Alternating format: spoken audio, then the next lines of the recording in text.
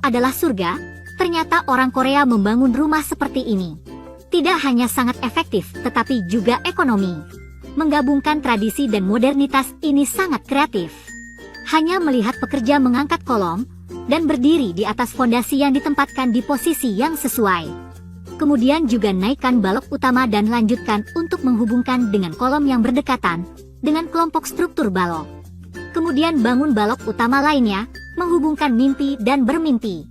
Kecuali untuk konstruksi balok utama, juga perlu mengandalkan struktur balok tambahan dalam posisi khusus untuk memastikan kerangka pengaman.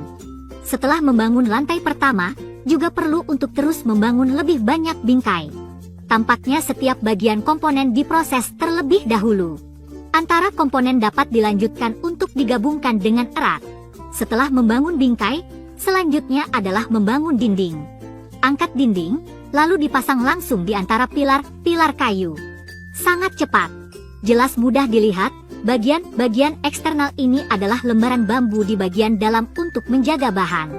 Sangat-sangat ringan. Memasang juga sangat lembut. Kemudian sangat cepat, seluruh dinding juga selesai. Lalu datanglah ke atap. Buat beberapa balok kayu di purlin bingkai rumah, dan tembak sekrup tetap. Kemudian, pada kopi, letakkan papan kayu dan tutupi semua balok kayu. Perhatikan bahwa di sini menginginkan panel kayu dari balok kayu yang sesuai untuk dicat pada cumi untuk memperbaikinya dengan erat. Setelah itu, perlu membangun tepi kayu bundar panjang di tepi atap untuk memagar seluruh tepi rumah. Kemudian tutupi lapisan kain kelembaban putih dan perbaiki dengan erat. Kemudian tegak beberapa papan kayu vertikal dan horizontal yang membentuk kisi-kisi. Selain itu, tepi rumah perlu membangun beberapa bingkai kayu untuk menciptakan bagian atas gunung. Selanjutnya, tuangkan sekam padi di atap dan isi secara merata di papan kayu untuk efek kelembaban dan pemanasan. Tetapi juga perlu untuk meletakkan plat ozon untuk secara bertahap melengkapi tekstur tepi rumah. Kemudian pada lapisan ozon, tambahkan lapisan kain plastik tahan air dan tutup seluruh lapisan ozon. Selanjutnya, tutupi ubin, langsung letakkan ubin hitam prefabrikasi di lapisan atas. Operasi tidak rumit, sangat cepat selesai. Akhirnya, hiasi dinding.